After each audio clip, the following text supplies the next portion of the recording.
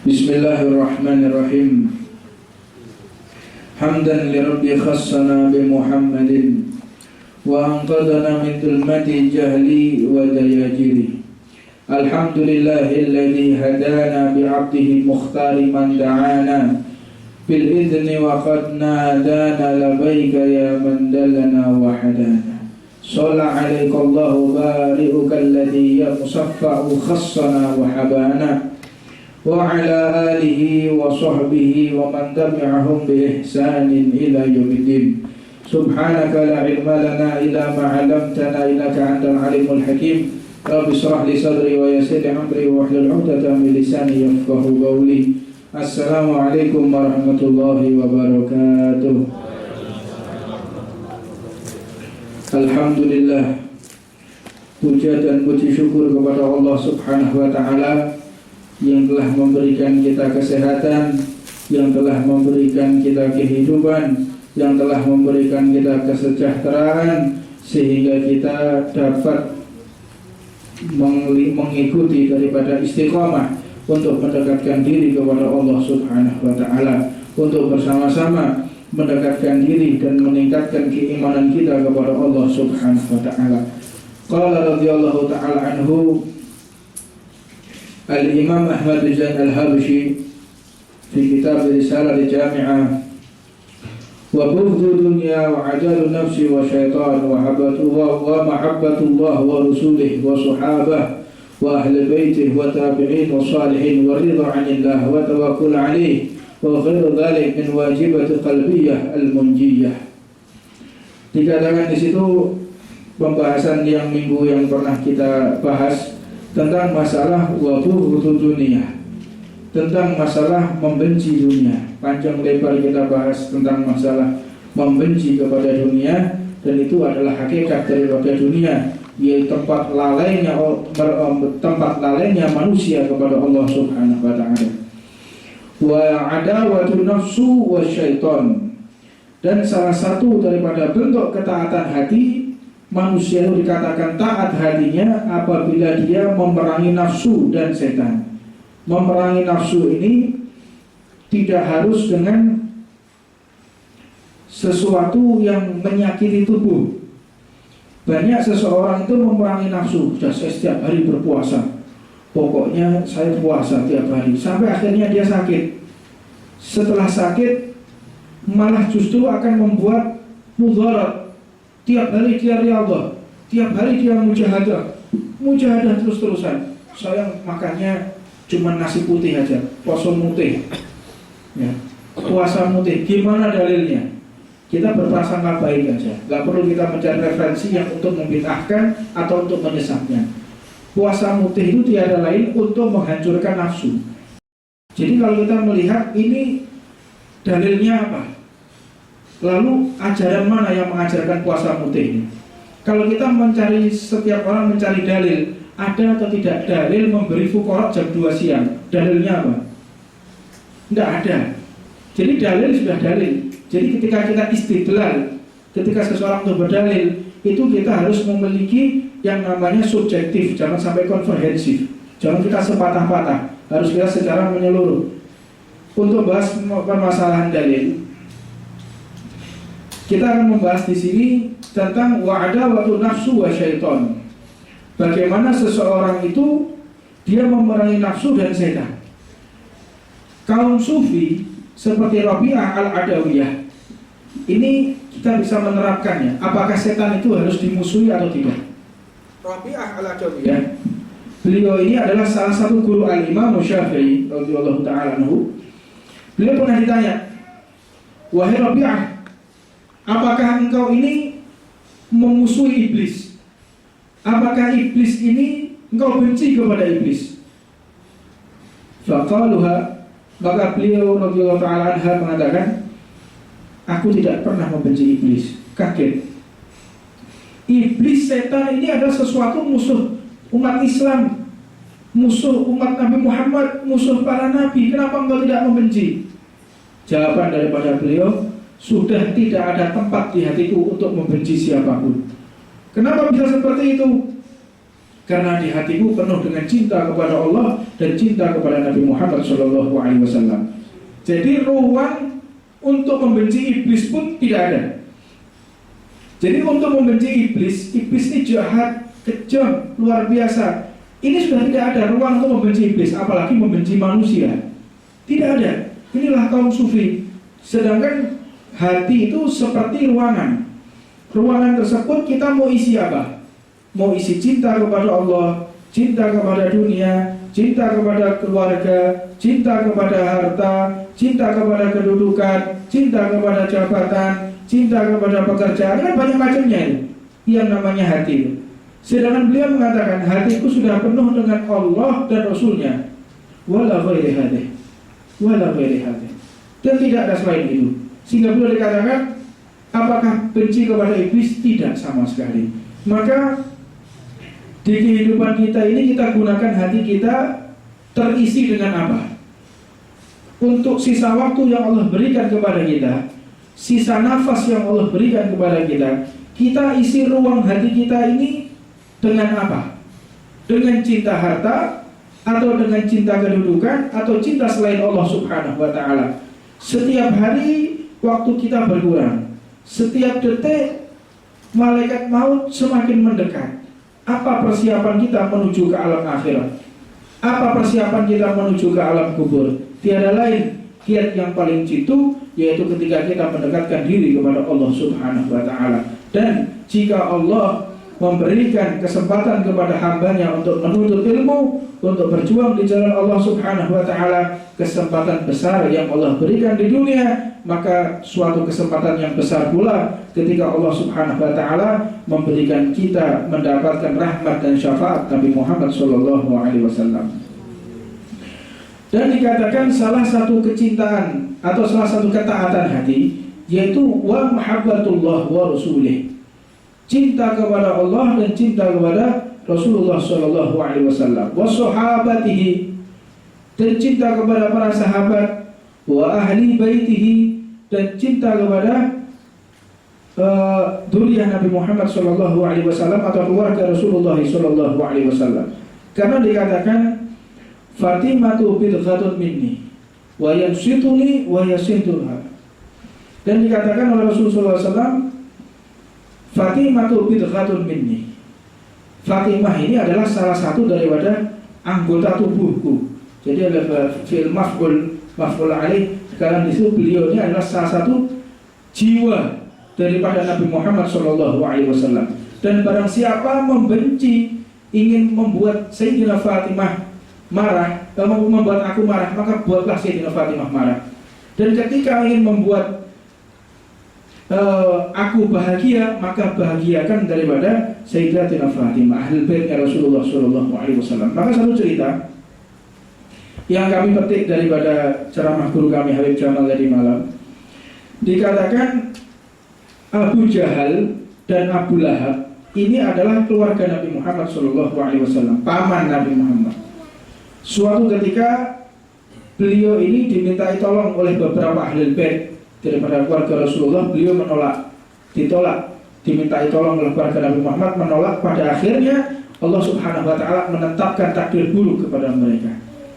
Suatu ketika Sayyidatina Fatimah Zahra binti Rasulullah SAW, beliau ini pernah ditampar oleh seorang Yahudi, ditampar beliau.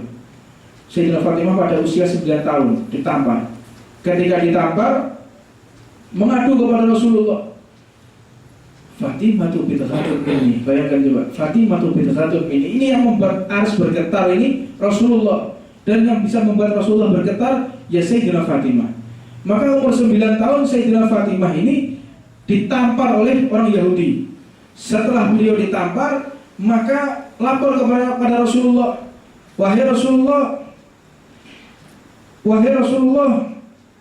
aku ditampar oleh seorang Yahudi. Kau ditampar oleh seorang Yahudi? Iya Rasulullah, aku ditampar oleh seorang Yahudi. Sampaikan kepada Abu Sufyan. Laporkan kepada Abu Sufyan. Ya Rasulullah, bukankah Abu Sufyan ini musuhmu? Bukankah Abu Sufyan ini adalah aduwallah? Bukankah Abu Sufyan ini adalah orang yang memusuhi Allah dan Rasulnya? kenapa aku harus meminta tolong kepada Abu Sufyan?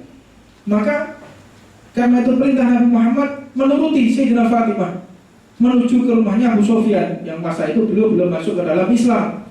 Ketika ke rumahnya Abu Sufyan, ketuk pintunya oleh Sayyidina Fatimah, ketuk pintu, dibuka. Oh Fatimah, putra daripada musuhku Rasulullah, apa yang kau inginkan? Jangan engkau ini membawa berita yang aneh-aneh loh ya. Jangan kau membawakan berita firman Allah atau hadis Nabi Muhammad, jangan loh ya. Bukan, ini bukan urusan Rasulullah, bukan. Ini urusan pribadiku, kata Sayyidina Fatimah. Ini urusanku. Apa yang terjadi denganmu?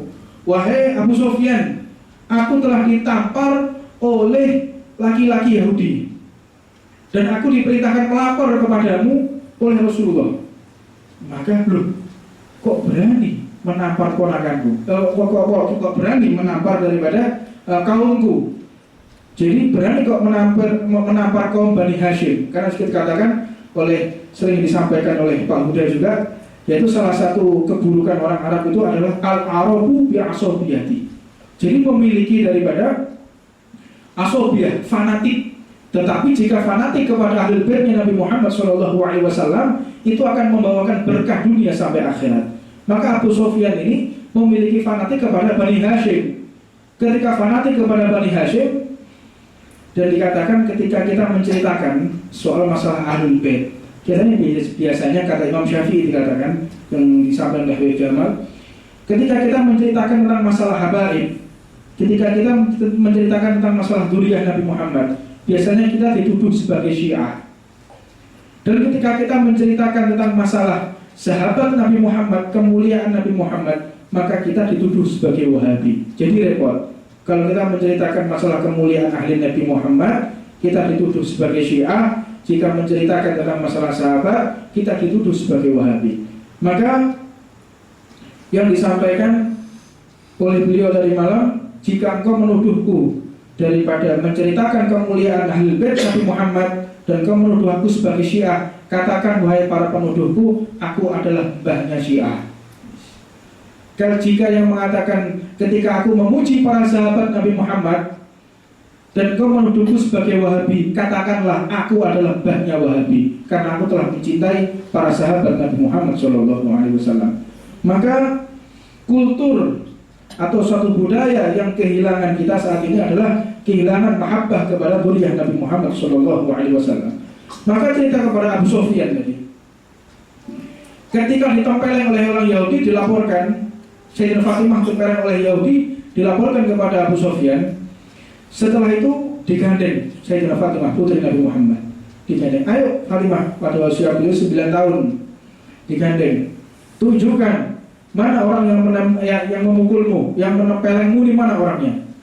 Itu di dekatnya Ka'bah, wahai Abu Sufyan. Ayo kita berangkat ke sana, berangkat. Digandeng Sayyidina Fatimah sampai di hadapannya Ka'bah. Ketika tepat di hadapan Ka'bah, ditunjuk, itu loh orangnya. Ditanya, Fulan, engkau telah menempeleng daripada Fatimah. Iya, bukankah Fatimah ini adalah putri daripada musuhmu, putri daripada musuh kita semua? Dijawab seperti itu. Kamu benar untuk memukul Sayyidina Fatimah, menempeleng Sayyidina Fatimah. Betul kamu seperti itu? Iya betul. Pukuli langsung oleh Abu Sufyan. Maka ketika dipukul sampai Yahudi tadi jatuh, dan Sayyidina Fatimah pun tersenyum girang, senang Sayyidina Fatimah. Alhamdulillah, dapat balasan ini. Tak aku dipukul lagi, tak bilangkan kepada Bani Hashim yang lain. Maka dikatakan di situ, pulang Sayyidina Fatimah, tersenyum. Sudah aku laporkan kepada Abu Sufyan. Sudah ya Rasulullah, sudah aku laporkan kepada Abu Sufyan.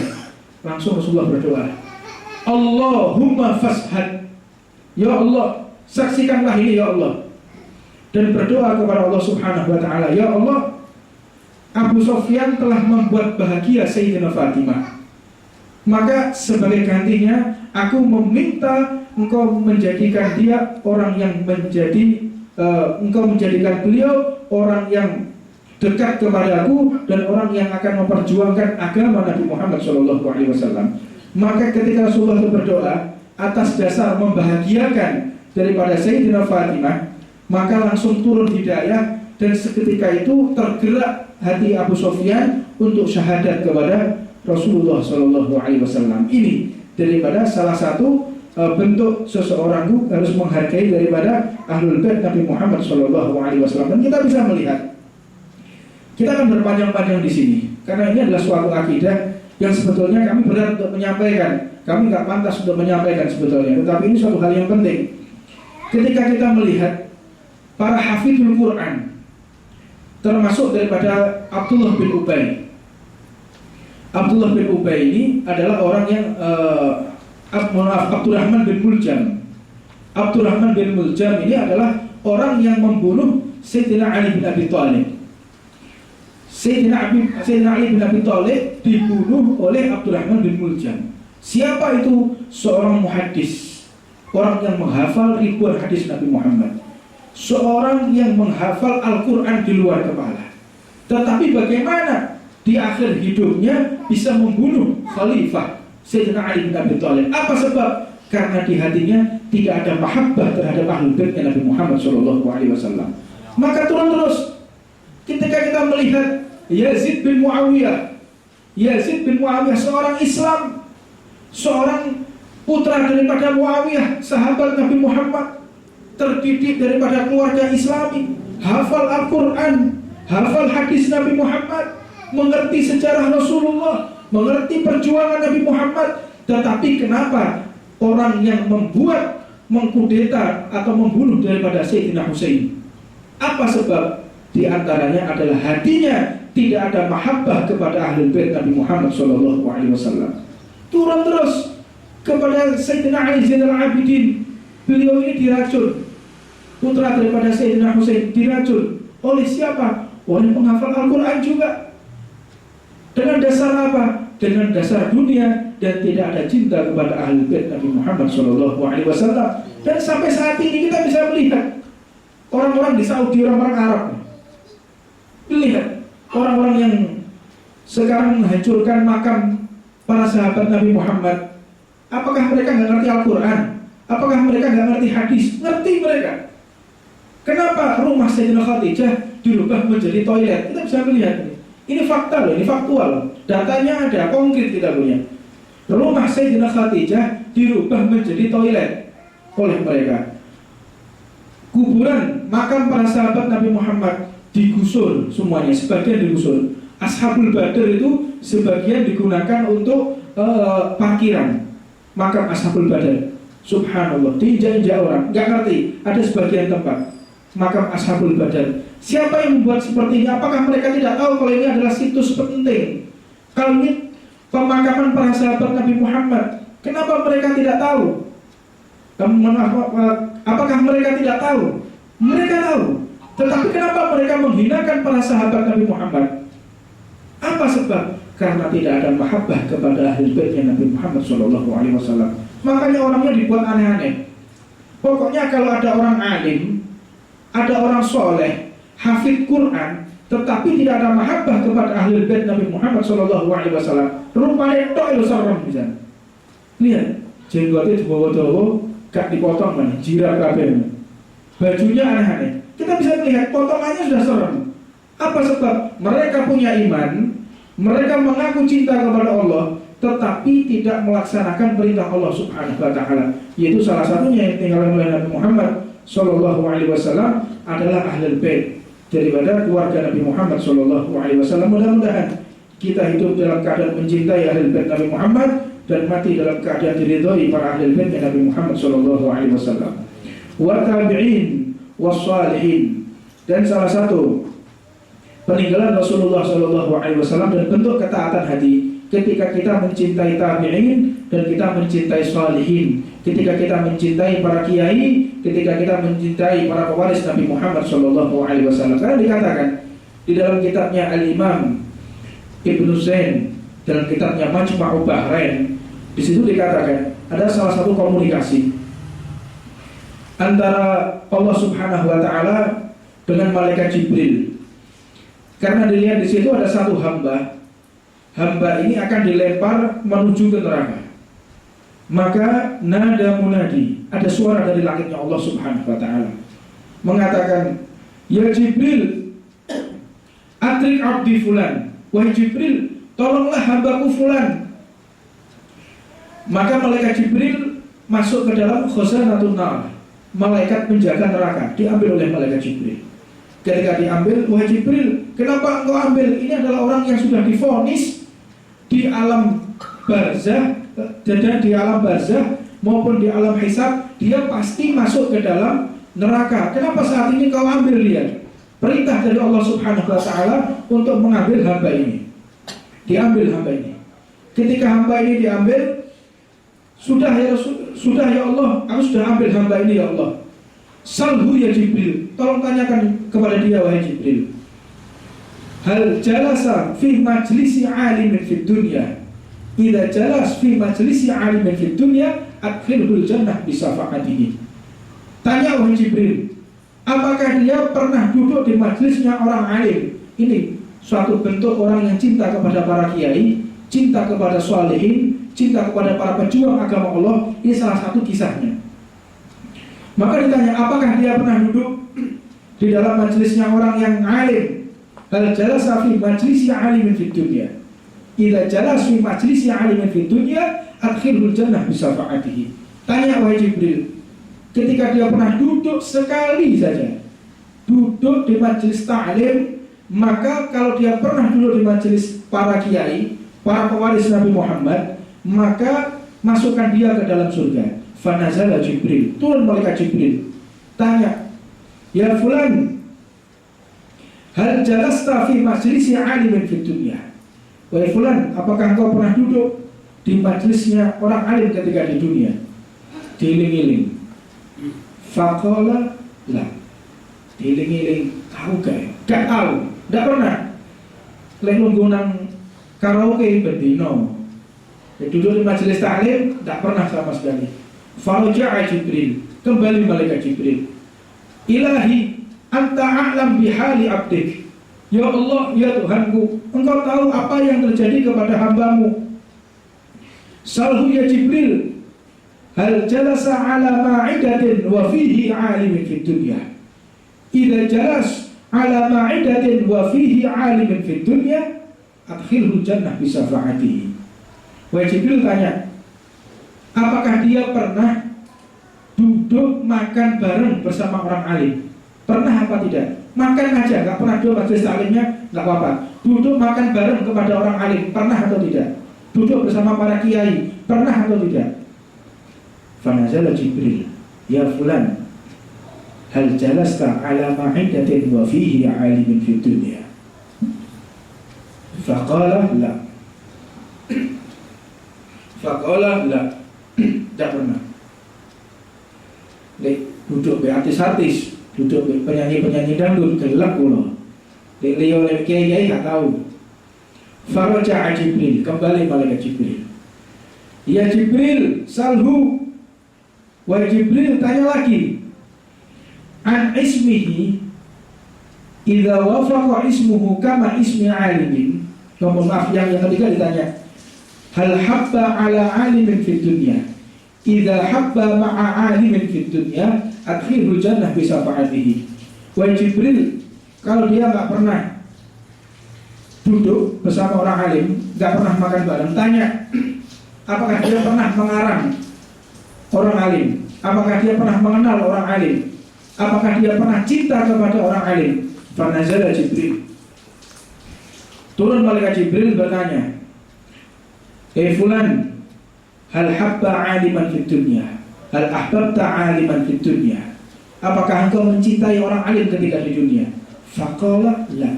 Tak tahu saya namanya orang alim. Lek pemain bal-balan, pemain sinetron, pemain film India ini, penyakit ini. Di Antv ini, ibu-ibu ibadah deloi.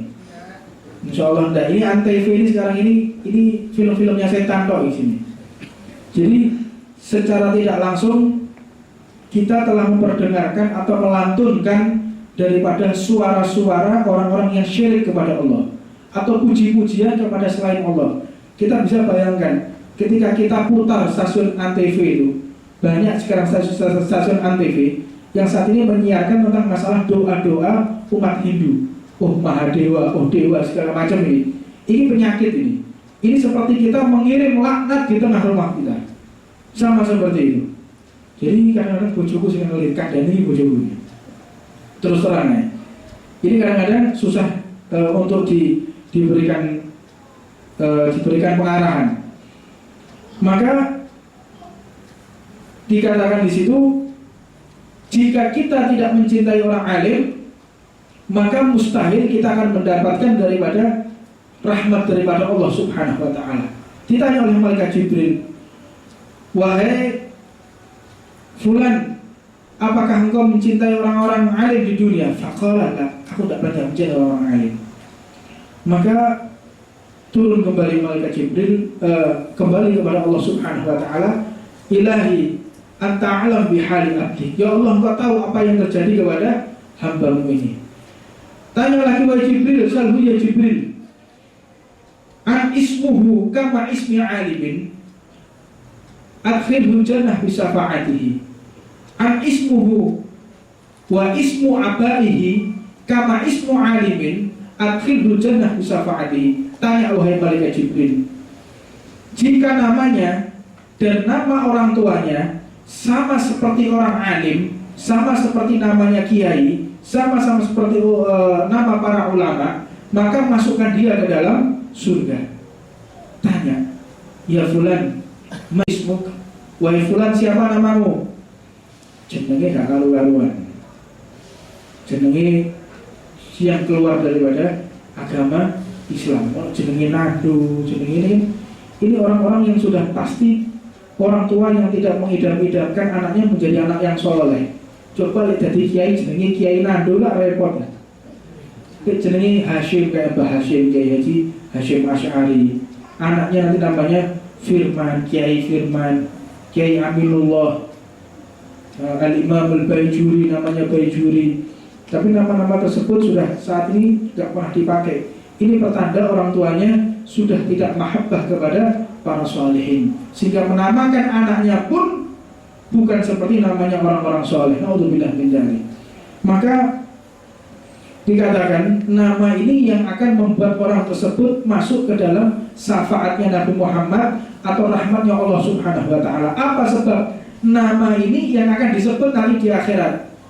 Karena dikatakan di situ dalam kitabnya Al-Imam Al-Baghawi, dikatakan di situ nanti di akhirat akan terjadi satu perdebatan karena banyak nama yang nama tersebut intisab atau menyatu kepada bersumber kepada orang alim, tidak jadi dihisab oleh Allah Subhanahu wa ta'ala. Ditanya, man ismu? Muhammad bin Abdillah. Muhammad bin Abdillah, nama Muhammad bin Abdillah, gak usah dihisab, langsung masuk ke dalam surga. Ini gak perlu dilihat daripada amal perbuatan dia semasa di dunia. Ini ada namanya sudah salah, iki nama orang Islam atau nama orang yang bukan Islam, bingung kadang kita ini.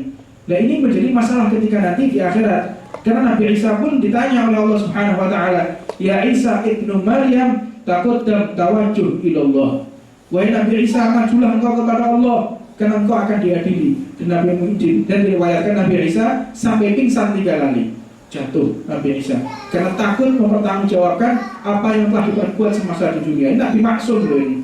Nabi nggak pernah maksiat, disidang oleh Allah sampai pingsan. Bagaimana dengan kita? Apa yang akan kita katakan kepada Allah Subhanahu wa ta'ala tentang segala perbuatan yang kita lakukan di dunia? Semoga kita termasuk orang-orang yang masuk ke dalam surga tanpa dihisab oleh Allah Subhanahu wa ta'ala.